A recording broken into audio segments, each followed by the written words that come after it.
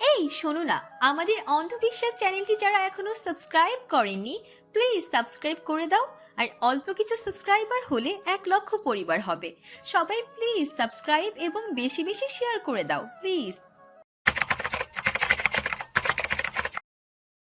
অন্তত তৌসিফ এতটুকু আগেই বুঝেছিল। বেশিক্ষণ তৌসিফ তো জানতই পোষ ঠিক কতটা ভালো বা খারাপ ছিল হক বাড়িতে। এমন তো বাদে সেদিন একটা মানুষ তো দাঁড়ায়নি পোষের সামনে ঢাল হয়ে, বরং চাচা চাচিরা উঠে পড়ে এক হয়ে তৌসিফের হাতে তুলে দিয়েছে। এমনও না কোনো আপত্তিকর অবস্থায় তৌসিফ আর পোষ ধরা খেয়েছে, তবু ওর নিজের ঘরের মানুষরাই বিশ্বাস করেনি। সেখানে পাড়া প্রতিবেশীদের দোষ দিয়ে লাভ নেই। তৌসিফ খুব করে চায় পোষের জীবনে ওই স্থানটা নিতে, যে স্থানে তৌসিফ শুধু পোষের স্বামী না, বরং এমন একজন আপন স্থল হবে যেখানে পোষ আবদার জুড়ে দিতে পারবে, হুটহাট রেগে যেতে পারবে, অল্প ব্যথায় আহ্লাদি হয়ে কাঁদতে পারবে। এই বুকে তৌসিফ তার পাখিটাকে বন্দি করে রাখতে চায়। সেই বন্দিত্বে দাস্য তৌসিফ স্বয়ং নিজেই হতে চায়। তবু তৌসিফ চায় পোষ হাসুক, কাঁদুক, অভিমান জমিয়ে রেগে থাকুক। তৌসিফ হাসি মুখে নত গর্দানে সব মেনে নিবে, টু শব্দ করবে না। পোষের ওই অনুভূতিহীন চোখ দুটোই তৌসিফ ভালোবাসা দেখতে চায়। সেই ভালোবাসার স্বাদ পোষ কেউ চোখে দেখাতে চায়। তার পোষরাত অন্তত জীবনে একটা বার বুঝুক ভালোবাসা কেমন হয়। সে একবার বুঝুক বুকের ওই লালচে খয়েরি রঙের প্রাণকেন্দ্র যখন অন্য কারো নাম জপে তখনকার অনুভূতি ঠিক কেমন হয়। এই এক করতে পারেন, কতক্ষণ লাগে? তৌসিফ ক্ষুদ্র শ্বাস ফেলল, তোলা দিয়ে বাকিটুকু পরিষ্কার করে বলল। হয়ে গিয়েছে হানি। পোষ পা সরাতে নেয়, কিন্তু তৌসিফ আটকে দিল। এতক্ষণ যাবৎ কোলের উপর পা নিয়ে তৌসিফ মলম পট্টি করছিল। পোষের পা আটকাতেই ভ্রু কুচকায় পোষ। তৌসিফ আস্তে করে উঠে দাঁড়িয়ে বলে, এটা বদলে এসো কাম। বলেই নিজের হাত বাড়িয়ে দেয়। বাড়ানো হাতের তালুতে একটা আলতো চড় দিয়ে পোষ খিটমিট করে ওঠে। অসহ্যের চরম মাত্রায় উঠে যাচ্ছি আমি। কারণটা আমি। নয়তো কি আপনার 11 দাদি? তৌসিফ মুখ লটকে ফেলল। এই এক পাপ সে করেছে, মনের ভুলেই সত্যি কথা বলেছে। কি দরকার ছিল দাদার 11 বিয়ের কথা বলার? এখন তার বউ তাকে ততটা সহজেও ছাড়বে না। তৌসিফ পুনরায় হাত বাড়িয়ে বলল, মৃত মানুষকে নিয়ে সব বলে না পোষরাত। বালসা বাদ দিয়ে আসল কথা বলুন। ওই বেটি কে ছিল? কাকে বুকে নিয়ে লালা লালা লালা গান গাইছিলেন? কি গান গাইছিলাম আমি? তুমি শুনেছ? না, শুনতে চাইছি। এসো বদলাবে এগুলো। রক্ত আমার শুকিয়ে শুটকি হয়ে যাক, তবুও নড়ব না। আগে বলুন, কে ছিল ওই কুত্তার বাচ্চা মহিলা? গালের কোল কিনারা ধীরে ধীরে পরিবর্তন হচ্ছে। তৌসিফ বুঝে গেল তার জীবনের এতগুলো বছরের পৃষ্ঠাও তার বইয়ের মন থেকে আজ রাতের দৃশ্য মুছতে সক্ষম হয়নি। নিজে ভালোবাসবে না, অথচ তার বুকে ভিন্ন নারীও মানবে না, উল্টো সমান্তালে গালিগালাজ করছে। কিছুটা ধরা বাধা হয়ে তৌসিফ উত্তর করল। তাহমিনা আপা ছিল। পিনপত নীরবতা চলল টানা 2 সেকেন্ড। তৌসিফ তাৎক্ষণিক উত্তর না পেয়ে জিজ্ঞেস করল, আমাকে বিশ্বাস করনি? আমি জানি আপনি মিথ্যা বলেন না। স্বস্তির শ্বাস ফেলে তৌসিফ এবার নিজেই ধরল পোষকে, ধরে বাথরুম পর্যন্ত দিয়ে এসে বলল, এখানেই আছি, চেঞ্জ করে এসো। পোষ মাথা নাড়ে। বেরিয়ে আসা মাত্রই তৌসিফ ওকে কোলে তুলতে চায়, কিন্তু হাজার হোক বউ তার পোষ। সে তেড়া করে বলল, কি ভেবেছেন আমি লুলা? লুলা বউ নিয়ে জ্বালায় আছেন? খবরদার লুলা টুন্ডা ভাববেন না আমাকে। মুখটা চষে রাখা আমের মতো করে তৌসিফ বউয়ের হাত ধরে বেরিয়ে খাটে এলো। বাতি বন্ধ করে আগে পোষকে ঢাকলো, পরপর নিজেকে আস্তে ধীরে টেনে বুকের মাঝানিতে স্বভাবসুলভ মাথাটা বুকের যথাসম্ভব ভেতরে নিল পোষ। তৌসিফ ঢেকে নিল পুরোপুরি পোষকে, মাথায় হাত বোলালো গভীরভাবে, হালকা করে চুলও টেনেও দিল। বেশ খানিকটা সময় পর হঠাৎ আধ ঘুম জড়ানো কণ্ঠে পোষ বলে উঠল, এই আপনার দাদা সব রেখে 11টা বিয়ে কেন করেছিল? তৌসিফ এই শেষ রাতে অসহায় বোধ করলো। এখন কিভাবে সে মৃত দাদাকে জিজ্ঞেস করবে কেন 11টা বিয়ে করেছিল? নিজেও আস্তে করে উত্তর দিল, আই ডোন্ট নো হানি। আমি কিছু ভাবলাম। কাল সকালে শুনি সকাল হয়ে আসছে তোতা পাখি। পুরোপুরি ঘুমে তলিয়ে গেল পোষ। তৌসিফ ওকে নিজের কাছে আটকে রাখলো। কপালে খুব সন্তর্পণে হাত বুলিয়ে নিজেও চোখ বুঝলো। ঠান্ডাটা ক্রমশই বাড়ছে, তবে দেহের উষ্ণতায় তা সহনীয় হয়ে আসছে, বরং আরাম দিচ্ছে। বিশাল ফ্ল্যাটটায় একাই থাকছে পলক। জানালার গা ঘেঁষে দাঁড়িয়ে আছে সে। রাতের পোশাকের পর পাতলা একটা শাল, ঠোঁটগুলো শুষ্ক হয়ে আসছে। চোখের সামনেই তুহিনের রাজহাঁসগুলো দৌড়ে দৌড়ে খাট পাড় ছাড়িয়ে যাচ্ছে। এগুলো দেখে যেন শান্তি পাচ্ছে পলক। নিজের শরীরের ইদানিং আর যত্ন নেওয়া হয়ে ওঠে না। হাজার হোক মানুষ সে, মানুষ হাজারো চাকচিক্যের মাঝে একটু শান্তি চাই। পলক বছরের পর বছর নিজের সৌন্দর্য জৌলুস আটকে রাখার চেষ্টা চালাচ্ছিল। সে চাইতো তুহিন আটকে থাকুক তার রূপ লাবণ্যে, কিন্তু কতটা আটকাতো পলক বুঝতেই পারত না। নারীর সৌন্দর্যকে হার মানিয়ে তুহিন নেশায় ডুবে যাওয়া এক পুরুষ, অথচ পলক ভালোবেসেছিল সম্পূর্ণ ভিন্ন পুরুষকে। এক এলোমেলো সুন্দর মুখশ্রীর তুহিন হে যাকে দেখলেই পলকের মন টানত তাকে ছুঁয়ে দিতে। হয়তো পলকেরই ভুল ছিল, তুহিন তার থেকে আজ এতটা দূরে। রিহ্যাব থেকে শুধু ভাইদের সাথে যোগাযোগ করে সে। তৌসিফের কাছে কেঁদে কেটে পলক কথা বলেছিল তুহিনের সাথে। আজও চোখের পাতাগুলো তৃষ্ণায় ধুকছে একটু দেখার জন্য। পলক বড় পিপাসিত।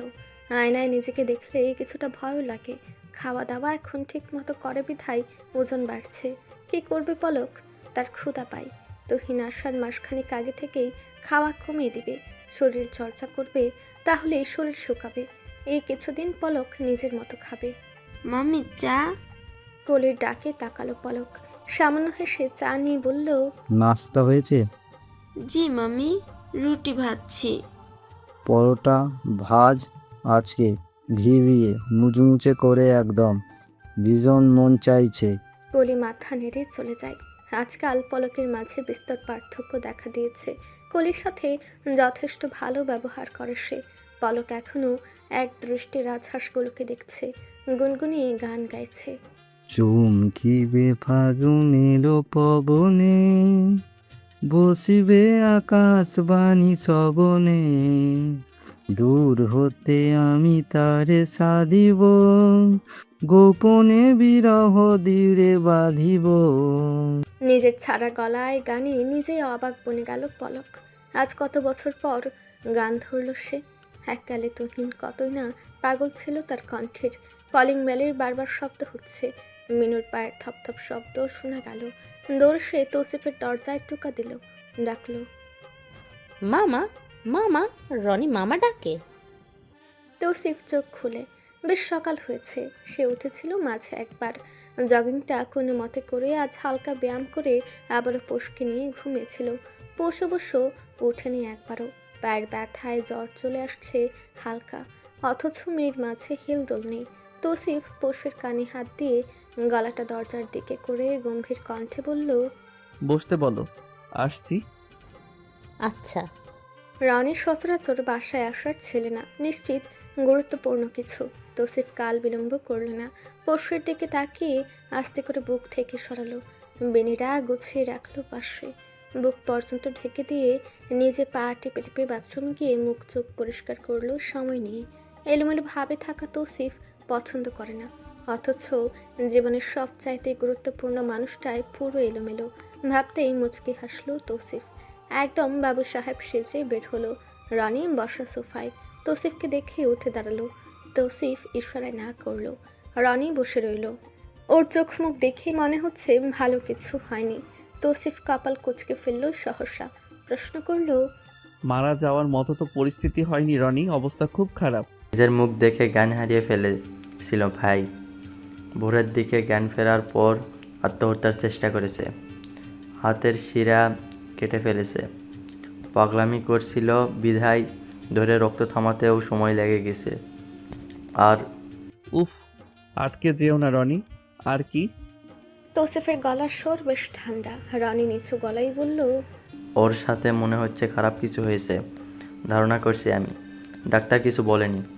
ভুল ধারণা তোমার ভাই আমি বললাম না, ভুল ধারণা। যেখানে সে যেত সেখানকার অধিপতি নেই রনি। শাহরিয়ার ভাই ওসব করতে পারবে না, অসুস্থ সে। জি ভাই। ডাক্তার কি বলে জানিও আমাকে। এখন বাসায় যাও, সারা রাতের ধকল গিয়েছে তোমার। টনিকে হাসপাতালে পাঠিয়ে দাও। যদিও এসব আমার দায়িত্ব না। জি ভাই। হ্যাঁ বলো। ভাবি যদি আবার ওখানে যাই, আমি কি কিছু পোলাপান চারপাশে দিয়ে রাখবো? ভাবিকে দেখলেই জানিয়ে দিবে। তৌসিফ মুচকি হাসলো, বলল, তোমার ভাবি যেই দৌড়ানি খেয়েছে, শিক্ষা হলে মনে হয় না আর যাবে। শিক্ষা হয়নি আমার, লাল গাড়ি দেখা হয়নি, ওটা দেখতে যাবো তো। পেছন থেকে পোষের কণ্ঠে তৌসিফ সহ রনি চমকালো। পোষকে দেখা যাচ্ছে না, অথচ গলার স্বর স্পষ্ট। তৌসিফ চমকালো, ভরকালো, বকে না ঘুমন্ত রেখে এলো। উঠলো কিভাবে, কতটুকুই বা শুনলো? শীতের রাতে তৌসিফ বাইরে গিয়েছে, তাও কিনা পোষের সাথে গরম দেখিয়ে। একদম নীরব যুদ্ধ চলছে তাদের মাঝে। তৌসিফ কথা লুকাই, এই বিষয়টা পোষ কোনোভাবেই মানতে পারছে না, মানতে পারার কথাও না। কেন মানবে সে? কি দায় তার? তার উপর পেখম গজিয়েছে আজ তার, উড়ে উড়ে গিয়েছে কোথাও। পোষ না করেছিল কিন্তু শোনেনি। পোষ পারলে আজ দড়ি দিয়ে বেঁধে রাখত। তৌসিফ নামক পুরুষ জাতির উপর তার সামান্য সামান্য সন্দেহ আছে। সে জানে তার স্বামীর চরিত্র যথাযথ ঠিকঠাক আছে, কিন্তু বাইরের খবর তো আর পোষ জানে না। রনি আর তৌসিফের কিছু কথাবার্তা তখন পোষের কানে এসেছিল। একদমই বেখেয়ালিভাবেই শুনেছিল পোষ। তাদের কথা কাটায় বাছাই করে সারাংশ দ্বারাই তৌসিফ কাকে দেখতে যাবে। সেই দেখার মানুষটা মেয়ে, এটা পোষ নিশ্চিত, কারণ রনি স্পষ্ট বলেছিল মেয়েটা পাগলামি করছে। রনি যাওয়ার পর থেকেই তাই পোষ আটকে রাখছিল তৌসিফকে। তৌসিফ আজ কথা শুনেনি, উল্টো চাপা ধমক দিয়েছে পোষকে। ঠাট বাট পোষ যতই দেখাক, তৌসিফকে সে ভয় পায়। এই কথা পোষের চাইতে ভালো আর কে বা জানে। যতটুকু দৌড় পোষের ঘুরে ফিরে তেরামি করা পর্যন্তই। তৌসিফের কথা না শুনলেও চরম পর্যায়ের বেয়াদবি পোষ কখনো করেনি। আজ পোষ এক আজব কায়দা করলো। নিজের ওষুধগুলো খেলো না, পায়ের ব্যথা ভালো হয়নি। পোষ গত রাতে করা তৌসিফের ব্যান্ডেজটা টেনে টুনে খুলল, গজ কাপড়টা ছুঁড়ে ফেললো কোথাও। লাল রক্ত দেখা যাচ্ছে। পোষ কপাল কুচকে সেখানটায় তাকিয়ে রইল। তাকে তৌসিফ আদর করে সযত্নে লাগিয়ে দিয়েছিল এটা। তৌসিফ কথা শুনিনি, বিনিময়ে পোষ আদর রাখেনি, ফেলে দিয়েছে। এসব আদিখ্যাতার অভ্যাস নেই পোষের, উল্টো বেশি হলে বদ হজম হয়। তৌসিফের অতিরিক্ত আদর যত্ন কবে জানি বদ হজম হয়ে বেরিয়ে আসে গলা দিয়ে। ভাবা মাত্রই গলা জ্বলে ওঠে পোষের। নিজের জখম হওয়া পায়ের দিকে তাকিয়ে থাকতে থাকতে একসময় মনে হয় এটা এত বড় পোষের পা না, এটা ছোট্ট একটা কচি হাড়ের পা, ছোট্ট চিকন একটা পা। সেই পায়ে কালো সুতা দিয়ে বেনি পাকে পরা নুপুরের মতো। এটা হিমু ভাই বানিয়ে দিয়েছে। সেজো চাচির পায়ে নুপুর দেখেই ছোট্ট পোষ বায়না ধরেছিল তার নুপুর চাই, অমন ঝুনঝুন করা নুপুর। তার আবদার ধরার জন্য নির্দিষ্ট মানুষ ছিল না। যখন যাকে পেত আবদারটা করে নিত পোষ। তখনও ততটা জ্ঞান হয়নি যে বুঝবে এতিমদের আবদার মানায় না। পোষ আবদারটা করে বড় চাচার কাছে। বাড়ির একমাত্র মেয়ে তখন পোষ। বড় চাচার শার্টের কোনা ধরে টেনে টেনে বলেছিল, নুপুর কিনে দাও বড় আব্বু, আমি নুপুর পরবো। বড় চাচা বোধ হয় হ্যাঁ বা না কিছু একটা বলতেন, কিন্তু তার আগেই বড় চাচি থমকে ওঠেন, চড়া গলায় বলেন, নুপুর দিয়ে কি করবি তুই? হারিয়ে যাবে, স্কুলে যা তাড়াতাড়ি। পোষ ছাড়ে না তার বড় আব্বুকে। শার্টের কোনা শক্ত করে ধরে জেদ দেখায়। নুপুর কিনে দাও, চলো আমরা যাই। বড় চাচি জোর করে শার্ট ছাড়ায়। বেনে গাঁথা চুলটায় টান পড়তেই পোষ কেঁদে ওঠে। ভীষণ ব্যথা পেয়েছিল সেদিন। চুলের ব্যথায় অবশ্য কারণ ভিন্ন ছিল। তাকে সেজু চাচি ছাদ থেকে আচারের বয়াম আনতে বলেছিল। ছোট হাতে বড় বয়াম আটেনি। বয়াম সহ পোষ পিছলে পড়ে গিয়েছিল। ছোট্ট পায়ে ভীষণ আঘাত পেয়েছিল, সাথে লেগেছিল মাথার পেছনে। সেদিন তার পায়ে মাথায় এমন সাদা গজ দিয়ে কেউ পেঁচায়নি, ডাক্তার ডাকেনি। বড় চাচি বিরক্ত হয়ে ঠান্ডা পানি দিয়ে মাথার পা ধুয়ে দেন। সেজু চাচি তার আচারের শুকে যাতা বলে গালিগালাজ করলেন। পাশে ছিলেন পোষের সেজব্বু। নীরবে স্ত্রীর কথাগুলো শুনে গেলেন। একটাবারও সতর্ক করলেন না যাতে তার মৃত ভাই ভাবি তুলে গালিগালাজ না করা হয়। জ্বর আসার আগেই প্যারাসিটামল খাইয়ে দেন। না হয় এই ঝামেলার জ্বর আসলে কে রাতের ঘুম হারাম করবে। তবে জ্বর কিন্তু এলো। পোষ জ্বরেও ভুগলো। হেমু ভাই তখন শিওরের কাছে বসেছিল। পোষের স্পষ্ট মনে আছে। পোষের চুলে হাত বুলিয়ে হেমন্ত বলেছিল, ভাই তোকে সোনা দিয়ে নূপুর বানিয়ে দিব একদিন। সত্যি? 3 সত্যি। অথচ হেমন্ত যখন কালো সুতা দিয়ে বেনি পাকিয়ে পোষের পায়ে পড়ে দিল, তখনই তো পোষ খুশিতে আটখানা হয়ে গেল। ভাইয়ের পিঠে জড়িয়ে কাঁধে চড়ে গেল। হেমন্ত যখনই দাঁড়াতে নিবে ওকে নিয়ে, তখনই মিষ্টি বাক্য শুনতে পেল সেজ চাচির মুখ থেকে। পোষ তখন অর্থ বুঝতো না, পরে বুঝেছে। ধীরে ধীরে হেমন্তের থেকে দূর হয়েছে, হাত পর্যন্ত ধরা বারণ। ওই শুধু মাথায় হাত রাখতো হেমন্ত, অথচ পোষের তো কেউ ছিল না জড়িয়ে নেওয়ার। 10 টাকার এই নূপুর পোষকে কিনে দিয়ে কি বুঝ দেওয়া যেত না? পোষ কি সোনা তখন আদৌ চিনত? না তো, পোষ চিনত না। পোষ কত মানুষ চিনল, যবে থেকে মানুষ চিনতে শুরু করলো পোষ তবে থেকে শব্দ হারিয়ে গেল।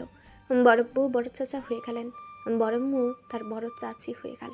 পোষকে সবাই খুব জোর দিয়ে বুঝে দিল তার জন্য আবদার নিষেধ, সে এতিম।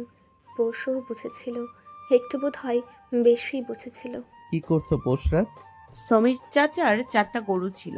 একটা গরু একবার বাচ্চা দিল, চাচা খুশি হলেন। পরে বাছুরটা মরে গেল। বলুন তো কয়টা গরু আছে তাহলে? তৌসিফ প্রশ্নে ডুবে গেল, একটু ভেবে বলল, 4টাই রইলো। হয়নি হয়নি, 5টা রইল। তার একটাই তো মরে গেল। কি আমি কি বলেছি ওকে কবর দিয়েছে? তৌসিফ নিজের উপর বিরক্ত হলো, সহজ কথাটাও ধরতে পারল না। পরক্ষণে কপাল কোচকালো, সে মাত্রই ফিরেছে আর তার বউ কিনা তাকে এমন ফালতু প্রশ্ন করছে।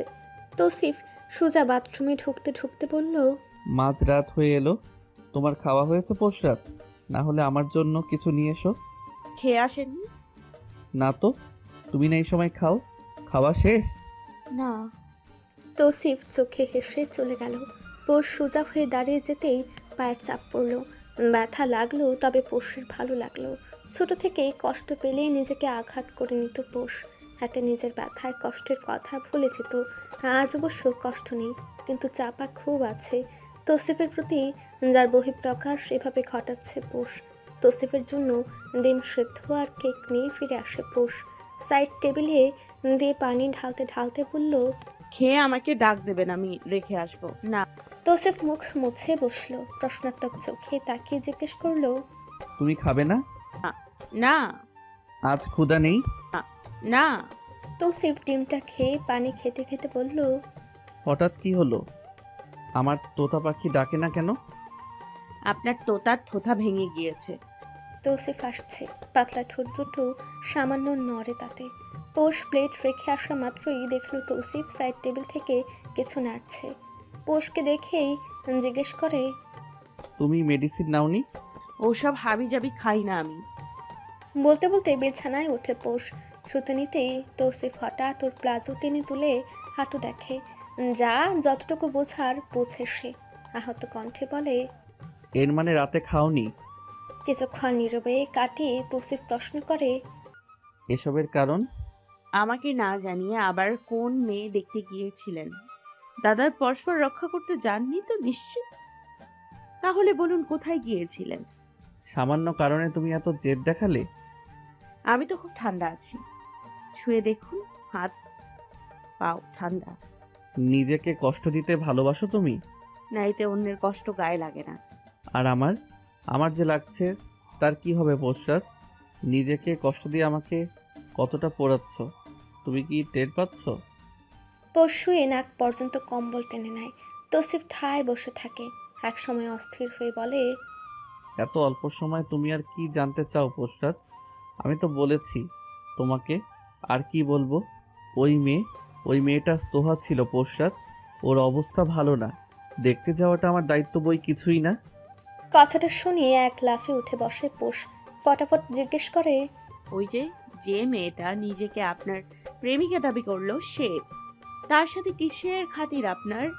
কোন রঙ্গলীলা দেখেছেন আমাকে? গত কয়েকদিন পোষ বের হতে পারেনি বলে অবশ্য ভুল হবে।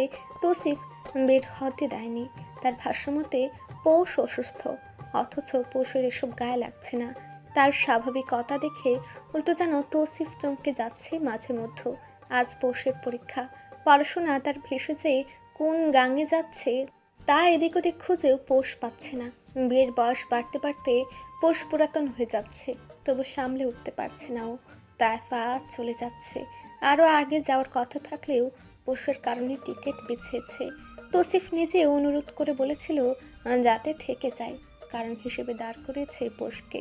পোষ চোখ দুটো সোজা সোজা করে শুধু দেখেছে, কিছুই বলেনি। তৌসিফ নিজে যতটুকু দেখে দুঃখে রাখে তাই তো সামলে উঠতে পারে না পোষ। তার উপর কিনা আরেকজনকে থাকতে বলে তার বউ দেখার জন্য। সকাল সকাল নাস্তা খেয়ে চলে যাবে তাইফা। তৌসিফ এয়ারপোর্টে দিতে যাবে। পোষ শুনেছে তুরাগো যাচ্ছে।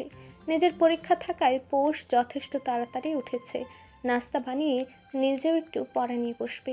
কাল রাতে রেখেছিল একটু, তাকিটুকি করে লেখা যাবে, তবে নিজেরও তো মেধার কিছুটা থাকা প্রয়োজন।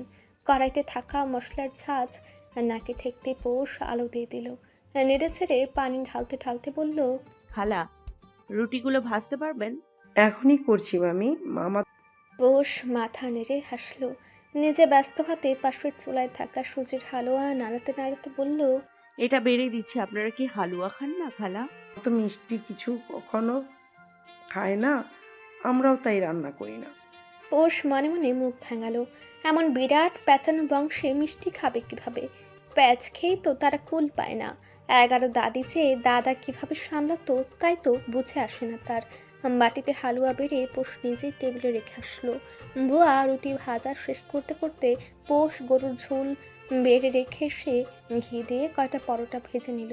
আপা চলে যাবে তাই খুব সামান্য কিছু রান্না করেছে পোষ। চায়ের পানি বসিয়ে বুয়াকে দেখতে বলে ভেতরে গেল পোষ। উদ্দেশ্য তৌসিফকে ডাকা। দুই ভাই বোন গল্প করছে ভোর থেকে। পোষ দরজায় দাঁড়িয়ে ডাক দিতেই তাইফা তাকালো, হাত বাড়িয়ে ডেকে বলল, এদিকে আইতে শোনা। পোষ কিছুটা আস্তে হাঁটে, হাঁটুতে টান লাগে না হয়। তৌসিফ আর চোখে দেখে তা। তার বউ না হলে নিশ্চিত পোষ বাদুর হতো, গাছে গাছে লাফাতো, মাঝে মধ্যে ঝুলে থাকতো, মন চাইলেই শয়তানি করতো। কথাটা মনে ভাবলেও মুখে আনার সাহস দেখালো না তৌসিফ। এমনিতেই বউকে ভালোবেসে ফেলেছে সে, বিনিময়ে বউ ভালোবাসছে না। এতভাবে তৌসিফ পোষের বশ্যতা স্বীকার করছে, তবু পাথর মনা পোষ মানছে না। ওকে ঠিক কীভাবে ভালোবাসা দরকার তৌসিফ সেটাও বুঝতে পারছে না। বাচ্চা কাচ্চার দাবি নিয়ে গেলেও ফিরে দেয় না, কিছুই না করে না। অথচ তৌসিফ ভালোবাসাহীনা ভালোবাসার অস্তিত্ব কল্পনা করছে। তারাকে পোষের ভালোবাসা চায়, প্রেম সুধা পানি নিজের মৃত্যু চায়, তবু তার পোষের হৃদয় জুড়ে জায়গা চায়। গাজরের ভাজে ভাজে নিজের নাম চায়। এতটা গভীরভাবে তৌসিফ কখনো কাউকে ধারণ করেনি, কিন্তু পোষকে করেছে। বিনিময়ে সেও চাইছে পোষ ঠিক তেমনভাবেই তৌসিফকে ধারণ করুক নিজের মাঝে। আপাকে এতক্ষণ যাবৎ তৌসিফ বোঝাতে পারেনি তেমন কিছু। তাইফা আকার ইঙ্গিতে তৌসিফকে বোঝাতে চাইছিল এতক্ষণ অনেক কিছু, কিন্তু পোষকে দেখে তার আকার ইঙ্গিত হাওয়া হয়েছে, মুখের জোর বেড়েছে। পোষের হাত ধরে তাইফা হাসি মুখে কিছুটা দুঃখী করে আফসোসের স্বরেই বলতে লাগলো, তোদের সংসারটা যাতে আবার ফিরে এসে পরিপূর্ণ পাই আমি। তুই সুখে এতক্ষণ বলেছি, এখনো তোকেও বলছি, আজকাল নানান সমস্যায় বেশি সময় নিস না শোনা। পড়াশোনা শেষ হবে একদিন, ঘুরতে পারবি সারা জীবন। এখন বাচ্চা কাচ্চা নিয়ে নিলে মাথায় আর ঝামেলা থাকবে না, ওদের নিয়ে দিন কেটে যাবে। আমাকে শুধু জানাবি, দেখবি তোকে মুখে তুলে খাইয়ে দিব আপা। 3-4টা বাচ্চা কাচ্চা থাকলে সংসারে আর কি লাগে বল? বাচ্চা কাচ্চা হলো সংসারের আলো, এরা বাদে কি আর সংসার হয়? দুজন একসাথে ঘুরতে যা কোথাও, তোদেরও তো কোথাও যাওয়া হলো না। তাইফার কথা শুরু আর শেষ বাচ্চা দিয়ে ফেলছে। পশুর জায়গায় অন্য মেয়ে থাকলে এতক্ষণে লজ্জায় কোনো এক রং ধারণ করত, কিন্তু পোষ তো পোষ। সে তাইফার হাত ধরে টানতে টানতে বলল, বাচ্চা হবে না আপা, আগে খেতে আসুন, 3-4-এ 12টা হবে না। তাইফাকে নিয়ে যেতে যেতে বলেছে পোষ। এদিকে তৌসিফ চমকেছে, ক্ষুদ্র ঢুক গিলে আয়নায় নিজেকে দেখছে। চুলগুলো ঠিক করতে করতে বিড়বিড় করে বলছে, বাব্বা 12টা, আমার তো সমস্যা নেই বউ রাজি থাকলে। I am still a young man. বলেই একটু এদিক ওদিক দেখলো, না ঠিকই আছে। সুপ্রসে নিজের প্রশংসায় খুশি হয়ে পকেটে হাত গুজে শটান হয়ে হাঁটা শুরু করলো তৌসিফ। আজ থেকে তার ভাবসাব বাড়বে একটু।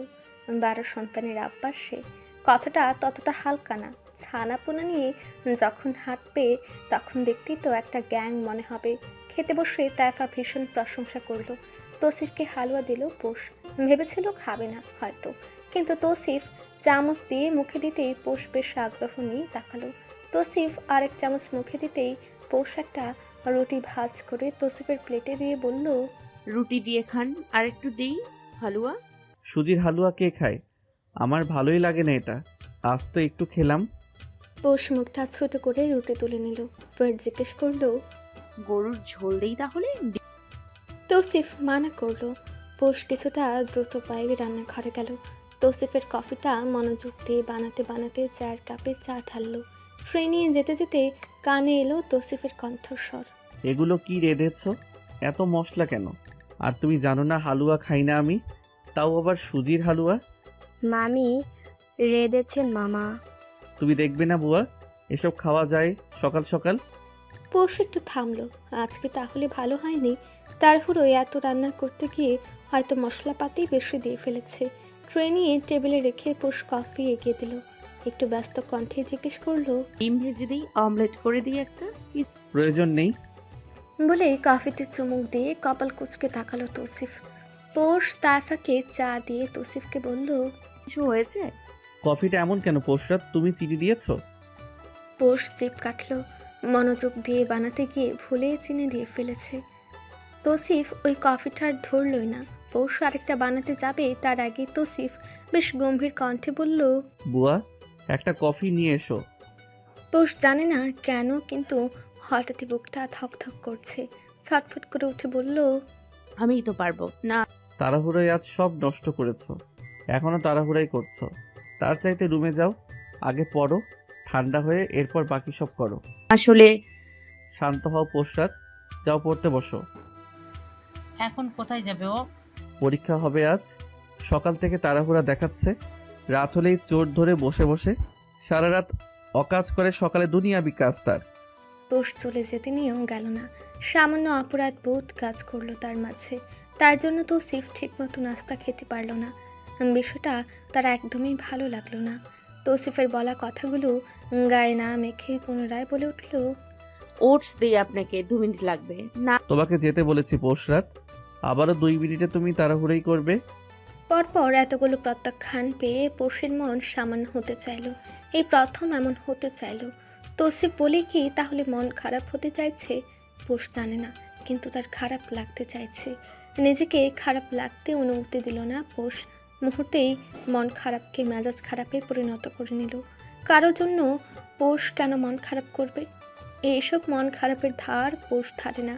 ওসব অস্বামীর প্রশংসার 2 পয়সার দামও পোষ দেবে না। চোখ দুটোই রাগে ভাব ফুটিয়ে প্রস্থান করলো সেখান থেকে। ওকে যেতে দেখে তৌসিফ বুয়াকেই বলল, ওর নাস্তা দিয়ে আসো রুমে। বুয়া যেতেই তাইফা ধমকালো তৌসিফকে। একদিন এদিক ওদিক হতেই পারে, তাই বলে তুই ধমকাবি? আমি ধমকেছি? তৌসিফ অবাক হলো। তাইফা রাগ হয়ে গেল, বলল, সেই ভোর থেকে এগুলো রান্না করেছে, সব সময় এত মজা করে রাঁধে, আজ না হয় একটু এদিক ওদিক হয়েছে, সেটা বলতে হবে কেন? বউ বীজ দিলেও সেটা হাসি মুখে পান করতে হয়। সংসারে অশান্তি করবি না তুষো, আমার চাইতে খারাপ হবে না কেউ। তৌসিফ বোনের হাত তুলে চুমু খেলো। নরম স্বরে বলল, ওর পড়া আছে আপা, এখন না পাঠালে তুমি না যাওয়া অবধি কাজই করবে, পড়বে না। তাড়াহুড়ো করছে কিন্তু পড়তে পারছে কোথায়? একটু পড়ুক, পা শান্ত থাকুক। ওর কি ব্যথা লাগে না আপা? আমি তো অবাক হই ওকে দেখে। সব ঠিক হয়ে যাবে ইনশাল্লাহ। বিদায়বেলা তাইফা পোষকে বেশ খানিকটা সময় বুকে নিয়ে রাখলো। পোষ ওভাবেই রইল। একবার বেশ বাচ্চামো স্বরে বলল, আগের হয় না আপা? কবে? আপা আবার আসবো সোনা। কবে? কি গেলামই না, আর তুই ফেরার কথা বলছিস? তৌসিফ তাড়া দিল। সবাই নিজ পর্যন্ত এলো ওদের এগিয়ে দিতে। পোষ হাত নেড়ে বিদায় জানালো। তাকে আদর করার মতো একজন মানুষ চলে যাচ্ছে বহু দূর। সারাদিন পর তৌসিফ বাসায় ফিরেছে। এসেছে থেকেই বাসার পরিবেশ শীতলতা লক্ষ্য করছে সে। এই শীতলতার মাঝেই কেমন এক উষ্ণতা, গরম গরম ভাব। আজ কপালে পানিও জুটেনি তার। শার্ট খুলতে পোষ আসেনি। কোথায় কী করেছে তৌসিফ জানে না। নিজেই জুতা মোজা খুলে রাখতে হলো তার, অথচ এগুলো পোষ করে। বেশ খানিকটা সময় অপেক্ষা করে যখন বউ এলো না, তখন তৌসিফ বাথরুমে ঢুকলো। করছেন আপনি? হ্যাঁ, পোষের কণ্ঠে তৌসিফ ঘুরে দাঁড়ালো। সারা মুখে তার কালো চারকোল মাস্ক লাগানো, শুকাতে শুরু করেছে বিধায় তৌসিফ কথার উত্তর দিতে পারল না। এখন কথা বললেই টান লাগবে ত্বকে, ফলস্বরূপ ত্বক নষ্ট হবে, চামড়া ঘুচে যাবে। তৌসিফ এই অনাচার হতে দিবে না কোনোভাবেই না। পোষ ধৈর্য ধরার মেয়ে না। হাতে থাকা চামচ নিয়ে বাথরুমে ঢুকে গেল ও। তৌসিফের বিরাট বাড়ির বাথরুমটাও বিরাট। এক পাশে তৌসিফ তালুকদার রূপচর্চা করে, অপর পাশে গোসলের জায়গা কাজ দিয়ে আলাদা করা। পোষ খেকে উঠল। মুখে কচু গাছ ঢুকেছে। হ্যাঁ, সংসারের 14টা কাজ আমার। এদিকে মহাশয় জাদু সোনা সেজে দাঁড়িয়ে আছে সঙ্গ হয়ে। তৌসিফ আকার ইঙ্গিতে বোঝাতে চাইল, কিন্তু পোষ বুঝল না। রেগে হিসিয়ে বলল, কি কি কি কি এমন আকার ইঙ্গিত দেখাচ্ছেন কেন? হ্যাঁ, আমি কি বয়রা নাকি আপনি বোবা? এখনই ঝোল মুখে দিয়ে বলুন লবণ ঠিক আছে কিনা। তৌসিফ ফুরকে গেল। এখানে কিভাবে ঝোল চোখে দেখবে ও? পোষের সাথে পেরে উঠতে কিছু বলার বা করার আগেই আচমকা তৌসিফের চোয়াল চেপে চামচটা একদম ঠোঁটের ফাঁক দিয়ে ঢুকে দিল। না চাইতেও তৌসিফের জিহ্বায় স্বাদ লাগলো, মাথা নাড়ল। পোষ চোয়াল ছেড়ে হাত ধুতে ধুতে বলল, কালা কুত্তর লাগিয়ে রেখেছে মুখে, যত সব জ্বালা আমার। পোষ ধূপধাপ করে চলে গেল। পেছনে আহামুখ বনে দাঁড়িয়ে রইল তৌসিফ। বউ আজ মহা খ্যাপা। দোষটাও তৌসিফের, এটা তো তৌসিফ জানে, মানেও স্বীকারও করে। তাই বলে বউ তাকে এভাবে বাথরুমে ঝোল খাওয়াবে? এইভাবে তার স্কিন কেয়ার নষ্ট করে দিবে? দুবাইয়ের চারকোল মাস্ক এটা মাত্র 3 বার লাগিয়েছে তৌসিফ। কাছের এক বন্ধুকে দিয়ে স্পেশালভাবে অর্ডার দিয়ে আনিয়েছিল। আয়নায় তাকালো তৌসিফ। একদম গালের দুপাশ থেকে খাবলে মাস্ক তুলেছে তার বউ। মনক্ষুণ্ণ হয়ে খালি জায়গাগুলো পূরণ করে তৌসিফ আর ভাবতে থাকে। খালি গাল না হয় পূরণ করলাম, কিন্তু আমার বউয়ের যে শক্ত মন, সেটা কিভাবে নরম করব? আজ তো বোধহয় ছুতেও দেবে না। কেন যে সকাল সকাল অকাজ করেছিলাম। পরীক্ষা বের হওয়ার পরপরই পোষ আদিত্যকে খুঁজতে লাগলো। তার এই মুহূর্তে আদিত্যকে প্রয়োজন। আরেকবার একটু বাগান বাড়ি যেতে হবে। লাল গাড়িটা দেখা বাকি। তার চাইতে বড় একটা আকর্ষণও এখন নতুন করে জন্ম নিয়েছে পোষের মনে। সেই দরজা, কারুকার্য শোভিত অমন দরজা পোষের চোখ কখনো দেখেনি। শুধু দেখেনি বললে ভুল হবে, কখনো কোনো দরজার প্রতি এতটা করুণভাবে আকৃষ্টও হয়নি। তৌসিফ সরাসরি না করেছে। এবারে ধরা পড়লে যে ভয়ঙ্কর রকমের শাস্তি পাবে তা পোষ নিজেও জানে। তাই ফাঁপাও নেই। সুতরাং পোষ পুরোপুরি একা হয়ে আছে। সঙ্গী হিসেবে আদিত্য থাকলে ধরা পড়লে অন্তত ভুল চোখ সমানভাবে মিলেমিশে ভাগ করা যাবে। ভাগযোগের শাস্তি কমবে। এবার অবশ্য পোষ ততটা ভয় পাবে না। শুধু যাবে আর গাড়ি দেখে ওই খুলে একটু ভেতরে ঢুকে আসবে। প্রশ্ন করতে বসলে পোষের মুখ ব্যথা হয়ে যাচ্ছে, অথচ উত্তর মিলছে না। নিজেকে তৌসিফের প্রেমিকা দাবি করা সুহা নামের মেয়েটাই বা কেন হাসপাতালে? সেদিন আমার শীতের রাতে বা কেন তাহমিনা তৌসিফের বুকে ছিল? সেই ঘাট পারে তাদের কিসের কাজ? রনির বলা টুকটাক কথা তো পোষের কান অবধি এসেছে। সেখান থেকেই নতুনভাবে কৌতূহল জাগ্রত হয়েছে পোষের মনে। ভাবনা চিন্তায় সংসারে মন বসছে না তার। অস্বামী তৌসিফ তালুকদার যেভাবে গতকাল অপমানটা করেছে, পোষ তা মনে রাখবে। উচিত শিক্ষা দিয়ে ছাড়বে একটা।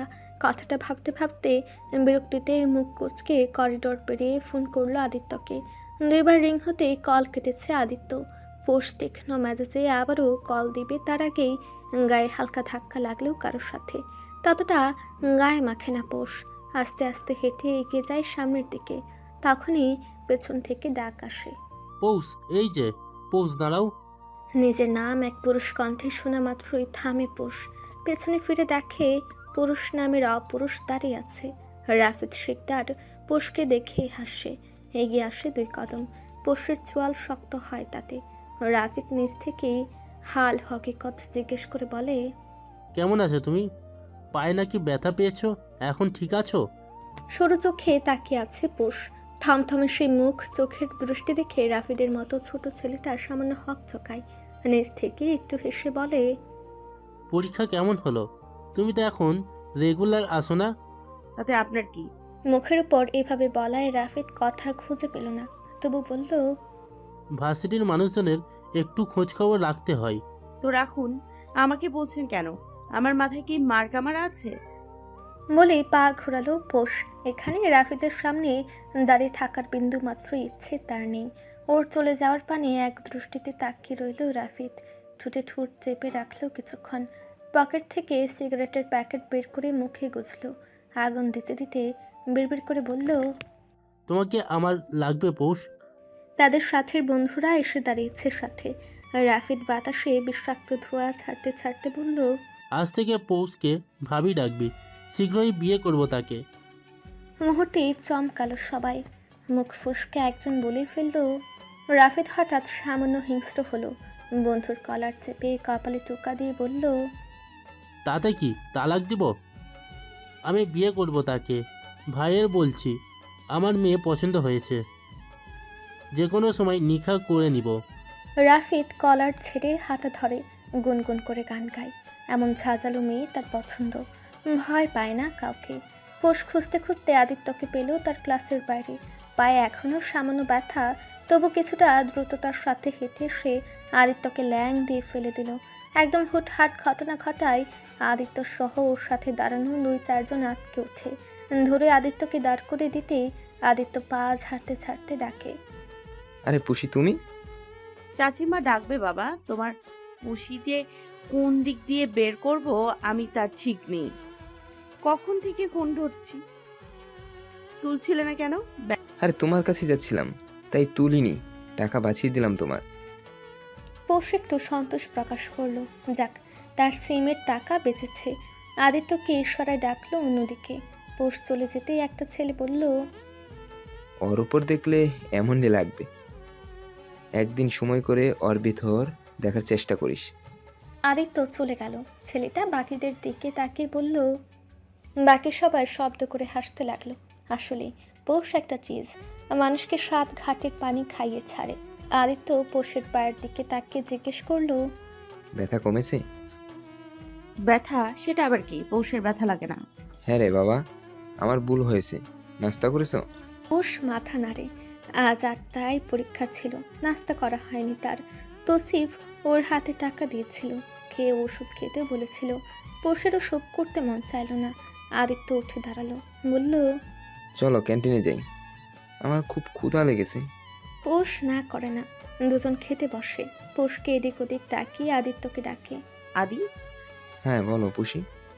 আজ আমাদের এক জায়গায় যেতে হবে। বিকেলে বাড়ির নিচে থাকবে। বাগান বাড়ি? আবার কেন? গাড়ি দেখা বাকি। আর আমার মনে একটা সন্দেহ আছে আদি। আমার মনে হয় ওই বাগান বাড়িতে কোনো চাপা বিষয় আছে। আমি টানা 2 দিন ওইদিকে রাতে মেয়ে যেতে দেখেছি। যেহেতু ওই বাগান বাড়িতে মুখে থাকা রুটি আদিত্য গিলতে পারে না। পোষ পানি এগিয়ে দিল। আদিত্য 2 ঢুক গিলে ভীতু স্বরে বলল, আস্তে চুপ। আদিত্যের ভয় দেখে পোষের সন্দেহ গাঢ় হলো। পোষ সরাসরি জিজ্ঞেস করলো, আমি যাকে দেখেছিলাম সেটা শাহরিয়ার তালুকদার, তাই না? আদিত্য মাথা নাড়ে। পোষ অবাক হয় না। ও জানতো তা শাহরিয়ারই হবে। এদের ভাইদের চেহারায় অদ্ভুত কিছু মিল আছে। শাহরিয়ারের ওই দাড়িযুক্ত বড় বড় চুলের মাঝেও চোখ দুটো তৌসিফের মতো। তৌসিফের চোখ দুটো সম্রাটের মতো। ছবিতে সম্রাটের চোখ পোষ খুব ভালোভাবে অবলোকন করেছে। 1-2 দিনের না, বরং বিরাট একটা সময় পোষ তাকে নিয়ে জল্পনা কল্পনা করত। তার জন্মবার্ষিকী আর মৃত্যুবার্ষিকীতে এলাকা জুড়ে যখন পোস্টার লাগানো হতো, তখন পোষ মনোযোগ দিয়ে দেখত। আর নায়ক নায়ক চেহারাটা টানতো তাকে। সাথে আকর্ষণ করত তার গুণাবলী। ঠিক সিনেমার যে নায়ক ছিল সম্রাট, যে নিজের আগে জনগণের কথা ভাবত। কতই না দয়ালু ছিল সে, যার দরুন আজও এলাকার মানুষ তাকে ভুলেনি। তোমার ওখানে যাওয়াটা ঠিক হবে না পুষি, মেজো চাচু খুব রাগ করবে। তোমার চাচু আজ বাসায় নেই। ফিরতে ফিরতে রাত হবে। আমরা যাব নির্দিষ্ট একটা কক্ষে। মানে? আমি সেদিন শাহরিয়ার তালুকদার থাকার পাশে একটা দরজা দেখেছি। অনেক উঁচু দেখতে দরজা, ভীষণ সুন্দর। আদিত্য মাথা নাড়ল, বলল, ওই দরজার চাবি আছে? তুমি জানো কিভাবে চাবি লাগবে? জানি, কোনো একভাবে তামিনা ফুপির কাছে চাবি থাকে। আমি সেদিন যখন গেলাম তখন মনে হয়েছে তালাবদ্ধ না, হয়তো খোলা। আমরা একবার যেয়ে দেখতে পারি। আদিত্য না করতে পারল না, শুধু বলল, নিজের সাথে সাথে আমার পাটাও খাবে তুমি। পৌষ হাসলো, ব্যাগ থেকে টাকা বের করে বলল, বিল আজকেরটা আমার তরফ থেকে। কোথায় আছেন? জ্যামে আটকে আছি হানি। তুমি খেয়েছো? পরীক্ষা কেমন হয়েছে? খেয়েছি, খুব ভালো হয়নি। আপনি দুপুরে খেয়েছেন? এখন খাবো, একটু রেস্ট নিয়ে রওনা দিব। তুমি একা ভয় পেলে মিনুকে নিয়ে বসো রুমে, আমি চলে আসবো। ঠিক আছে, সাবধানে আসবেন। কিছু আনবো আমার তোতা পাখির জন্য? তোতা পাখির বরকে নিয়ে সুস্থভাবে ফিরলেই হবে। তৌসিফ হাসলো। আরও কিছুটা সময় কথা বলে ফোন রাখলো। পৌষ হাফ ছেড়ে বাঁচলো যেন। কিছুক্ষণ ঘর জুড়ে পায়চারি করে আদিত্যকে ফোন দিয়ে নামতে বলল। নিজের সুন্দর মতো মাথা ঢেকে বেরিয়ে গেল। আম গাছটার নিচে আজও গরু বাঁধা, ঘাস খাচ্ছে এগুলো। পৌষ আর আদিত্য কথা বলতে বলতে এগিয়ে যাচ্ছে। পৌষ কথার মাঝে জিজ্ঞেস করলো, আচ্ছা আদিত্য, শাহরিয়ার তালুকদার এমন অসুস্থ হলো কিভাবে? জানি না তো, আমি তার সম্পর্কে খুব কম জানি। উনি অসুস্থ হলে আমার জন্য ওনার নামে কেন প্রস্তাব পাঠানো হলো? আমার মাথা ছিঁড়ে যাচ্ছে এত প্রশ্নে। কিন্তু কথা তো আগায়নি, তাই না? মেজু চাচ্ছু যেন বেঁচে গেলে পুষি। চাচ্ছু না থাকলে তোমার বাসা থেকে শাহরিয়ার চাচ্চুর সাথেই বিয়ে দিত। চলন্ত পা দুটো হঠাৎ থেমে গেল পৌষের। এখানে মাঝখান থেকে তৌসিফ ঢুকলো কিভাবে? পৌষ অবাক চাহনি দিয়ে জিজ্ঞেস করলো, তোমার মেজো চাচ্ছু কিভাবে এলো মাঝে? আমি বলেছিলাম যাতে বিয়েটা ভেঙে দেয়। শাহরিয়ার তালুকদার তো বিয়ে করার মতো পুরুষ না আদি। তাকে যথেষ্ট পাগলা যেভাবে দেখেছি আমি। আদিত্য একটু থমকালো, বলল, কিন্তু তার সাথেই তোমার বিয়ে দিয়ে দিত পুষি। মেজু চাচ্ছু কিভাবে আটকেছে জানি না, কিন্তু তাহমিনা ফুপি তোমাকে সবার আগে শাহরিয়ার চাচ্চুর জন্য পছন্দ করেছিল। পৌষের গায়ের লোমগুলো দাঁড়িয়ে গেল যেন। ওই পাগলের সাথে তার বিয়ে? বুকটায় হঠাৎই আঘাত লাগলো, কারণ জানে না পৌষ, কিন্তু এতটুকু জানে তার জীবনের বড়সড় একটা জায়গা শুধুমাত্র তৌসিফের জন্য। ভালোবাসা থাকুক বা না থাকুক, পৌষ তৌসিফকে ছাড়া কাউকে ভাবতে পারে না, কখনোই না। আষ্টে পৃষ্ঠে জড়িয়ে আছে লোকটা তার সাথে। দুজন পৌঁছাতেই পৌষ দেখলো কাঁটাগুলো নেই। অবাক স্বরে বলল, কাটা সরালো কে? আদিত্য মাথা নাড়ল। পৌষ সেদিনের দেয়ালটায় গিয়ে নির্দিষ্ট ইটে ধাক্কা দিল সামান্য। ধীরে ধীরে দরজাটা খুলে গেল। আদিত্য বিস্মিত হয়ে মাথায় হাত দিল। ও মাই গড! চুপ, আস্তে। পুষি এত পুরো অ্যাডভেঞ্চার হয়ে যাচ্ছে। সামনে আরো আছে। ডক্টর লুহার শেষ ফিরে দিয়ে দুজন যখন এগিয়ে যাচ্ছিল, তখনই বিকট শব্দে পৌষের ফোনটা বেজে উঠল। অন্ধকারে মৃদু হলদেটে আলোয় ভরকে গেল দুজন। আদিত্য বুকে থুতু দিয়ে বলল, কে? আমার অস্বামী অসময়ে ফোন দিয়েছে। ভয় পেও না, তাহলে স্বাভাবিকভাবে কথা বলো। পৌষের মন মানে না। ফোনটা বাজতে বাজতে বন্ধ হয়ে গেল। অতঃপর আবারও বেজে উঠল। ঢুক গেলে পৌষ কানে তুলতেই অতি ঠান্ডা স্বরে তৌসিফ জিজ্ঞেস করলো, কোথায় তুমি? এই তো ঘুমিয়েছিলাম। কথাটা বলতে দেরি হলো, কিন্তু তৌসিফের কণ্ঠ হিংস্র হতে সময় লাগলো না। কুত্তার বাচ্চা, এখনই বাসায় যা তুই। কথাটা এতই উচ্চ বাচ্চা ছিল যে আদিত্য স্পষ্ট শুনল। পৌষের পা জমে গেল সেখানে। আদিত্য তাড়াতাড়ি ইশারায় পৌষকে নামতে বলল। তৌসিফ কথা না শুনে শেষবারে পৌষকে ভীষণভাবে চমকে দিয়ে আরেকটা গালি দিল। গালিটা পৌষের জানেই তালা লাগিয়ে দিল সেই ক্ষণে। তৌসিফের সেই কণ্ঠ তার মনে থাকবে। গালি দিয়ে সে ভীষণ কঠিনভাবে আদেশ ছুড়ল, এখনই বাসায় না ঢুকলে তোর পা টেনে শরীর থেকে আলাদা করব আমি। ফোন কাটবি না, বের হ ওখান থেকে। পৌষ আস্তে আস্তে আদিত্যের সাথে বেরিয়ে এলো। ওর কান সামান্য খাড়া হলো। ওপর থেকে শব্দ আসছে, খুব সামান্য, অথচ নীরবতার কারণে শোনা যাচ্ছে হালকা হালকা। এই শব্দ কিছুটা চেনা পৌষের কাছে, তবে খুব অল্প শব্দ বিধায় স্পষ্ট না। মুখটা হঠাৎ করে ধরফরে উঠে পৌষের। বেরিয়ে আসতে দেখে টনি সহ 4 থেকে 7 জন লোক দাঁড়ানো। রনি সবসময় তৌসিফের সাথে থাকে, তাহলে কি এরাই বলে দিয়েছে? তৌসিফ কি নজর রাখছে পৌষের উপর? নিঃশব্দে তারা পৌষ আর আদির পেছনে বাড়ির গ্যারেজ পর্যন্ত এলো। ফ্ল্যাটে পা রাখতেই তৌসিফ খট করে ফোন কেটে দিল।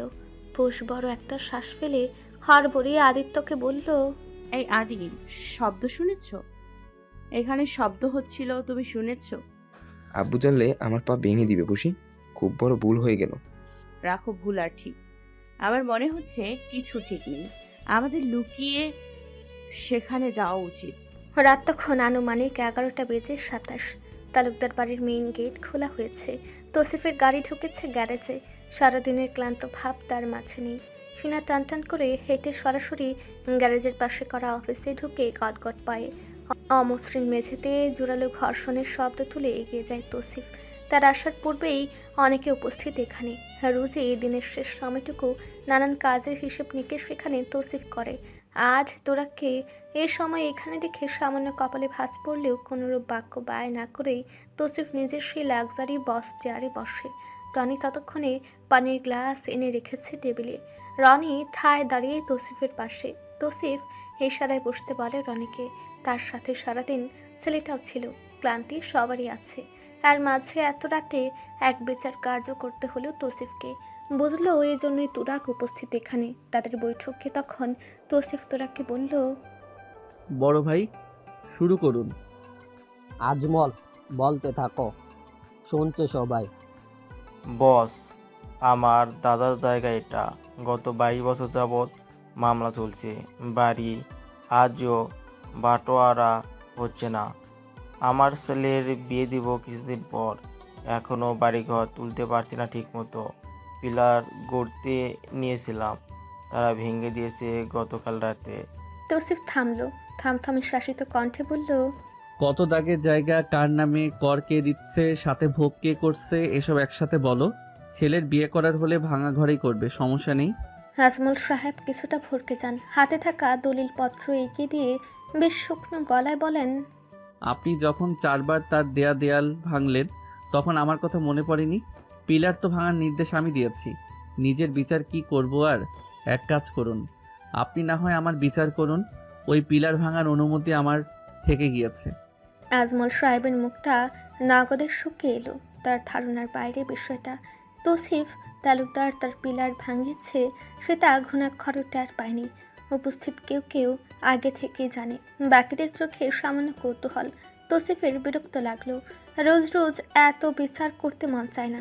কণ্ঠে ধারালো ভাব এনে বলল, 2 দাগের জমি সেটা। তোমার দাদা বিক্রি করেছে 1 দাগের জায়গা। মালিকানা এখন অন্যের। তোমার বাপ সে বিক্রি করা জমি নিয়ে মামলা করেছিল 22 বছর আগে। আরেকজনের টাকাও খাবে, আবার জমিও চাইবে। সেটা তো ঠিক না আজমল। তুমি 1 দাগের জায়গায় মাঝে দেয়াল 4 বার ভেঙেছ। তুমি স্থানীয় বলে দাপট, আর সে বাইরের বলে কিছুই না। মামলার কাগজ আমাকে দেখাচ্ছ? এই আইনের ধারি আমি। জায়গা সুন্দর মতো খালি করো। মাঝে আগামী পরশু দেয়াল তোলা হবে। আমিন ডেকে আমি অথবা বড় ভাই কেউ একজন দাঁড়িয়ে দেয়াল তুলবো। কিছু বলতে চাও তুমি? চাইলে এখনই বলবে। ভরা মজলিসে অথবা করতে যাও। 22 কে 30 বছর বানাও, তাতে কোনো যায় আসে না আমার। আজমল সাহেব একদম চুপসে গেলেন। বলার মতো কিছু পাচ্ছেন না। তবু বললেন, আমাকে তাহলে পিছনের কলোনি থেকে একটু জায়গা বাড়িয়ে দিন বস। বাসাটা না হয় ছোট হয়ে যাবে। হাতের কবজিতে 2টো চাপাটির আঘাত দিলে ছুটে পড়বে, বুঝলে আজমল? আমার বউয়ের জায়গা সেটা। রক্ষক হিসেবে আমি আছি। আজমল সাহেবের গলা শুকিয়ে এলো। আজ তার দিনটাই খারাপ। সে তো জানতো ওই কলোনি হেমন্তের বাবার, কিন্তু সেটা যে পড়শির নামে সে খবর তার অজানা। হ্যাঁ, একদমই অজানা। তৌসিফ পানির গ্লাস হাতে নিতেই তুরাক বৈঠক শেষ করলো। আজ আর বেশিক্ষণ থাকবে না এখানে তৌসিফ। বাকিদের চলে যেতে বলল সরাসরি।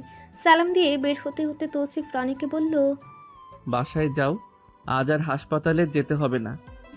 একবার না হয় দেখে আসি বস। প্রয়োজন নেই। টনিকে ঈশ্বরে বের হতে বলে তৌসিফ। অফিসে তখন মাত্র ওরা দুজন। তৌসিফ গা এলিয়ে দেয় চেয়ারে। তুরাক গম্ভীর কণ্ঠে বলে, বউ সামলে রাখ তৌসিফ। চট করে তাকালো তৌসিফ। চোয়াল ফাঁক করে হেসে বলল, তোমার বউ থেকে আমার বউ বেশি সামলানো। মীরাকে টেনে লাভ নেই এখানে। আজও বাগান বাড়ি গিয়েছি আদিত্যকে নিয়ে। কি হতো ভাবছিস তো নাকি? মুখে আর বলছি না, ওকে সামলা। এতই যেহেতু চঞ্চল, 2টো বাচ্চা নেই। বাচ্চা সামলাতে গিয়ে বাইরের কোলাহল মৃত্যু, পড়াশোনার চাপ বাড়া। এক কাজ কর, কোনো অ্যাক্টিভিটিতে ভর্তি করিয়ে দে। তাৎক্ষণিকভাবে এটাই বেস্ট হবে। ক্যারাটে অথবা ম্যারাথন কিছু একটাই ঢুকিয়ে দে। এরপর বাচ্চা কাচ্চা নিয়ে বাপ। এমনিতেই যা খেল ও আমাকে দেখায়, ক্যারাটে করালে কুম্ফু সব আমার উপরই অ্যাপ্লাই করবে। যা খুশি করো, প্রয়োজনে শিকল দিয়ে রাখো, তবু আটকে রাখো। তৌসিফ উঠে নিচে বসলো, গায়ে এখনো শার্ট প্যান্ট। সোফায় বসা তুরাক ভাইয়ের কোলের দিকে মাথা দিয়ে তৌসিফ বলল, ভালোবেসে ফেলেছি, ও বরং আমাকে শেকল বেঁধে ঘোরাতে পারবে, আমি পারবো না। আগেই সারেন্ডার আমি শেষমেশ বউয়ের প্রেমে পড়লাম। বাহ, উন্নতি হলো না অবন্তী, বুঝলাম না। মীরা ভাবির মতো আতপাগলা বউয়ের প্রেমে তুমি পড়লে, আমি তো তাও ভালোটার প্রেমে পড়েছি, ওই সামান্য একটু ঘাটতেরা। বলে তৌসিফ হাসলো। তুরাক ভাইয়ের মাথায় হাত রাখলো, চুলগুলো এলোমেলো করে দিয়ে বলল, ঘরে যাও, বউকে শাসন করবি আজ। আজ আর না, বেশি শাসনে মানুষ হারিয়ে যায়। তুরাক কথা পারে না, নিজেও অফিস থেকে বেরিয়ে যায়। তৌসিফ বাসায় ঢুকে একদম নীরব একটা অবস্থা পর্যবেক্ষণ করলো। বুয়া দরজা খুলেছে, টেবিলে খাবার সাজানো, ঢেকে এভাবে পোষ সাজিয়ে রাখে। তৌসিফ জুতা সহই কক্ষের দিকে পা বাড়ালো। পোষের এই কাজটা পছন্দ না, ও সবসময় বলবে দরজার ওখানে খুলে রেখে আসতে। তৌসিফ মনে থাকা সত্ত্বেও আজ মানল না। কক্ষ জুড়ে অন্ধকার, পোষ সাধারণ আলোটুকু সহ্য করতে চায় না। জুতা মোজা খুলে এদিক ওদিক ফেলে গায়ের শার্ট কোটও আশেপাশে কোথাও ছুঁড়ে মারল তৌসিফ, কারণ সে জানে না, কিন্তু ঘরে এসেছে থেকে ভালো লাগছে না। বাথরুমে ঢুকেও আরেক দফা অবাক হলো, তার কাপড় থেকে শুরু করে পানি সবই গুছিয়ে রাখা, ঠিক সেভাবে যেভাবে তৌসিফ পছন্দ করে। ঘণ্টাখানেক সময় লাগলো তার গোসল করতে। আজ অবশ্য চাইছিল পোষকে চোটপাট দেখাতে, কিন্তু এমনভাবে শুয়ে আছে যা দেখে তৌসিফের মন সামান্য নরম হয়েছে। মাথা থেকে গড়িয়ে পানিগুলো পা বেয়ে যখন চলে গেল, তখন তাদের বয়ে চলা দেখতে লাগলো তৌসিফ। মনে মনে শুধু একবার ভাবলো, কি হতো আজ, কি হতো যদি টনি আর ছেলেপেলেরা পাহারা না দিত। অক্ষত পৌষ রাত আজ এভাবে ঘুমিয়ে থাকতো না, কিভাবে থাকতো তাহলে? ভাবতেই রাগে খুবই শরীর জ্বলে ওঠে তৌসিফের। গরম পানির শাওয়ার বন্ধ করে ঠান্ডা পানিতে গোসল করে সে। তার শীতলতা প্রয়োজন, রাগে শরীর উষ্ণ হয়ে যাচ্ছে বারবার। তৌসিফ যখন বেরিয়ে এলো তখনও একই অবস্থায় আছে পোষ। গা ঝাড়া দিয়ে তৌসিফ গিয়ে বসে পোষের পায়ের কাছে, কম্বল সরিয়ে ভাঙা পা দেখে। দেখতে হবে তো পোষের মায়ের বংশ কোনটা, তালুকদারদের জাত, সাহস তার পা থেকে চুল পর্যন্ত। তৌসিফ ভাঙা পায়ের তালুটা ধরে আছে নিজ হাতে, ধীরে ধীরে হাত বুলিয়ে দেয় সে। আদরে ভঙ্গিতে বোলানো হাতটা খুব ধীরে সুস্থে জোরালো হয়, চাপ বাড়ে। ঘুমের মধ্যেই একটু নড়ে পোষ। তৌসিফের ডান হাতটা তখন শক্তি প্রয়োগ করে আরেকটু। ঘুম ছুটে যায় পোষের, দৃষ্টি মেলেই মুখে অস্পষ্ট শব্দ করে। পায়ের কাছে তৌসিফকে দেখেই চিরায়িতভাবে হাসে। তৌসিফ ঠিক এই জায়গায় আটকে যায়, তবে আজ শক্ত রইল। হাতের চাপ বাড়িয়ে একটু ডান দিকে মোচড় দেওয়ার ভঙ্গি করে ঠান্ডা স্বরে জিজ্ঞেস করে, এই পা দিয়ে তো এদিক ওদিক ভেঙে দেই। আচ্ছা। হাসিটা চড়া হলো পোষের। তৌসিফ শক্ত করে ধরলো আরও, একইভাবে বলল, এক পা দিয়ে চলে যাবে না তোমার? দুটোই ভেঙে দিন। শিওর? পোষ চোখের দিকে তাকালো, দৃঢ় দৃষ্টি তৌসিফের। পোষ শেষে মাথা নাড়ল, চোখ নামালো, সম্মতি জানিয়ে বলল, একদম, শতভাগ শিওর। চাপ বাড়ল। পোষ একইভাবে বসা, নড়চড় নেই। তৌসিফ চাইল রাগের মাথায় অঘটন ঘটাতে, কিন্তু পারল না। এত শক্ত করে ধরেছে তবু যার হেলদোল নেই, তাকে আর কি মোচকাবে তৌসিফ? ভীত না হলে তাকে ভয় দেখে লাভ নেই। পোষের চোখে ভয় তৌসিফ দেখল না, বরং ঠোঁট দুটো ভরা তার মায়া মায়া হাসি। হাত সরাতেই পোষ তাকালো, ঘুমিয়ে আধ ভাঙা গলায় বলল, কখন এলেন? ঘন্টা হলো। ধুর, সব ঠান্ডা হয়ে গিয়েছে বোধহয়। বলেই পোষ উঠতে নাই। তৌসিফ ওকে আটকায় না, কিছুটা অবাক হয়। পোষ যেতে যেতে শুধালো, আপনার গালিটা কিন্তু মারাত্মক ছিল মামাতো ভাই। মাইরও মারাত্মক হবে আজে বাজে নামে ডাকলে। সম্পর্কে আগে মামাতো ভাই না আপনি? তৌসিফ হাত ধরে হ্যাচকা টান দিল। পোষ বুকে আসতেই কপালের কাটা চুল সরালো তৌসিফ।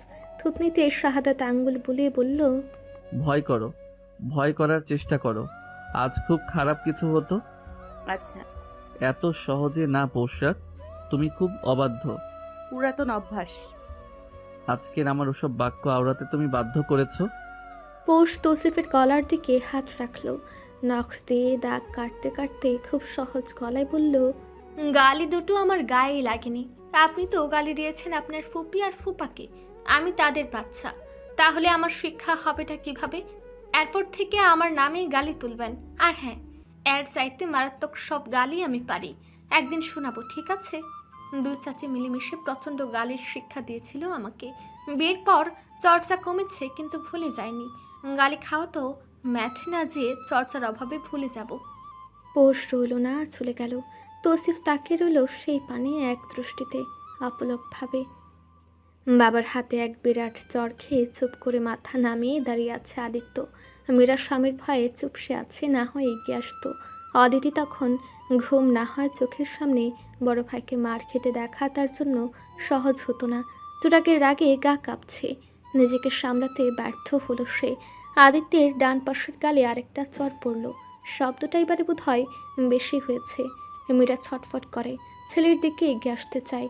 তুরাগ ভয়ঙ্করভাবে হুঙ্কার ছেড়ে বলে, জেনে শুনে তুই তৌসিফের বউ নিয়ে বাগান বাড়ি কেন গিয়েছিলি আজ? তুই জানতি না ওখানে কি থাকে? কথা বল আদিত্য, জানতি না তুই? জি আব্বু। তুরাগ হিতাহিত জ্ঞান শূন্য হয়ে আরেকটা চর দিতে যায়। এবারে মীরা আটকে ফেলে, স্বামীকে ঝাপটে ধরে হাহাকার করা কণ্ঠে আর্তনাদ করে ওঠে, দোষারোপ করতে থাকে পোষকে। তুরাগ মীরা থেকে নিজেকে ছাড়ায়। মীরাকে চাইলেও ততটা শাসন সে করতে পারে না। প্রচণ্ড ভালোবাসে কিনা গম্ভীর কণ্ঠে তুরাগ তাকে বলে, এসবের মাসি এসো না মীরা, আমাকে রাগিও না। আদিত্য বিড়বিড় করে, অলরেডি যে রেগে আছে তাকে আর কি রাগাবে। তুরাগ থমকে ওঠে। কি বার ছিল আজ? আদিত্য চুপ করে যায়। দুই থাপ্পড় খেয়ে সে ভুলে গিয়েছে আজ কী বার। মাথা নিচু করে ভাবতে গেলেই তার মনে পড়ল আজ বৃহস্পতিবার। চোখ দুটো বড় বড় হয়ে এলো আদিত্যের। মাথা তুলে তাকালো বাবার দিকে। তুরাগ ছেলের বিস্মিত হাওয়া মুখ দেখে এতটুকু অন্তত বুঝলো আদিত্যের মনে ছিল না আজকের দিন। বাগান বাড়িটা অন্যান্য দিনগুলোই স্বাভাবিক থাকলেও বৃহস্পতিবার আর স্বাভাবিক থাকে না। এক হিংস্রতা সেই জায়গাটাকে গ্রাস করে নেয়। তুরাগের রাগ কমে না। আজ 19 থেকে 20 হলেই খুব খারাপ কিছু হয়ে যেত, খুব খারাপ। আদিত্যকে ধমকে ঘরে পাঠায় তুরাগ। অতঃপর ধপ করে বসে পড়ে সোফায়। মীরা পাশে বসে। তুরাগের হাত ধরতেই ঠান্ডা স্বরে তুরাগ বলল, আজ যদি কোনো অঘটন ঘটত মীরা, তৌসিফ কি করতো তুমি ভাবতে পারছো? তুহিনটাও দেশে নেই, আমি একা হাতে কিভাবে সামলাতাম? ভাবলেই আমার গাও শিরো উঠছে মীরা, আমার প্রচণ্ড শরীর খারাপ লাগছে। মীরা তুরাগের মাথায় এলিয়ে দেয়। পানি পান করে কিছুক্ষণ হাত পা টিপে মোটা কম্বল দিয়ে ঢেকে দেয়। তুরাগ চোখ বুজে। কিছু দৃশ্য ভাসে চোখের সেই বন্ধ পৃষ্ঠায়। তুরাগ চাইলেই তা ভুলতে পারে না। তালুকদার বাড়ির এমন কত শত অতীত রয়েছে, অথচ কিছু অতীত আজও মুছে যায়নি, বরং জল জল করে জ্বলছে বাড়ি জুড়ে। এই বাড়ির সামনের ঘাট, এই মাগুর মাছের ঘাট, এই বাগান বাড়ি, এই বাঁশঝাড়, সবই যেন নিদর্শন হয়ে ঠায় দাঁড়িয়ে আছে। চাইলেও যাদের ভোলা যায় না, চাইলেও যে অতীত থেকে নিজেদেরকে নিরবিচ্ছিন্ন করা যায় না। চারপাশে ঘন কুয়াশা। তালুকদার বাড়িটা যেহেতু প্রকৃতির মাঝে এক টুকরো বাসস্থান, সেহেতু এদিকে যেন শীতের প্রকোপ একটু বেশি। ঠান্ডা আর এই সকালে চারপাশটাও কেমন আবছা আবছা। ফজরের সময় কেটেছে বেশ আগে। রান্নাঘরে টুংটাং শব্দ করে রান্না করছে পোষ। এত সকালে উঠতে মন চাইছিল না, অথচ সাংসারিক জীবনটা তার খুব পছন্দ। নিজ হাতে সব কিছু গুছিয়ে করা ওর অন্যতম পছন্দের কাজ। তৌসিফ এই ভোরেই দৌড়াতে বেরিয়েছে। পোষ সব গোছগাছ করে শেষ করতে দেখলো মিনু উঠেছে। পোষ ওকে ডেকে ড্রয়িং রুমে বসে। দরজার দিকে একবার তাকিয়ে মিনুকে জিজ্ঞেস করে, আচ্ছা, কখনো বাড়ির পেছনে গিয়েছিস তুই? মিনু মাথা নাড়ে, জানায়, এত সন্ধ্যার পর জানলা খুলতে বারণ করেছে, বাড়ির পেছনে গেলে পা ভেঙে দিবে। পোষ মুখ বাঁকা করে, ভাবুক হয়। গতকালের সে অদ্ভুত শব্দ পোষ যখন প্রথম গিয়েছিল তখন শুনেনি। কৌতূহল হুড়হুড় করে বাড়তে থাকে যেন। দরজায় তৌসিফ এসে দাঁড়িয়েছে ততক্ষণে। পোষ তার সাথে রুমে যায়। তৌসিফ জ্যাকেট খুলে বাথরুমে ঢুকতে ঢুকতে বলল, নাস্তা তৈরি? হ্যাঁ। একটা শাল বের করো তো পোশাক। পোষ তৌসিফের কালচে খয়েরি পাড় দেওয়া ক্রিম রঙের শালটা বের করে, একটু নিজের গালে ঘষে। তৌসিফ বেরিয়ে এসেই পোষের পায়ের দিকে তাকিয়ে বলল, তোমাকে না বলেছি ঘরে জুতা পরতে? মনে থাকে না। বলে খাটের পাশ থেকে নরম পশমে জুতাটা পায়ে দিল। তৌসিফ গায়ের শাল জড়িয়ে খেতে বসে পোষকে নিয়ে। আজকে বেশ ঠান্ডা, পরিবেশও বেশ নরম। তৌসিফ খেতে খেতেই পোষকে বলল, নিয়মিত ভালোবাসার গল্প শুনতে এবং পড়তে আমাদের অন্ধবিশ্বাস চ্যানেলটি সাবস্ক্রাইব করে পাশে থাকা বেল আইকনটি ক্লিক করুন। ধন্যবাদ সবাইকে।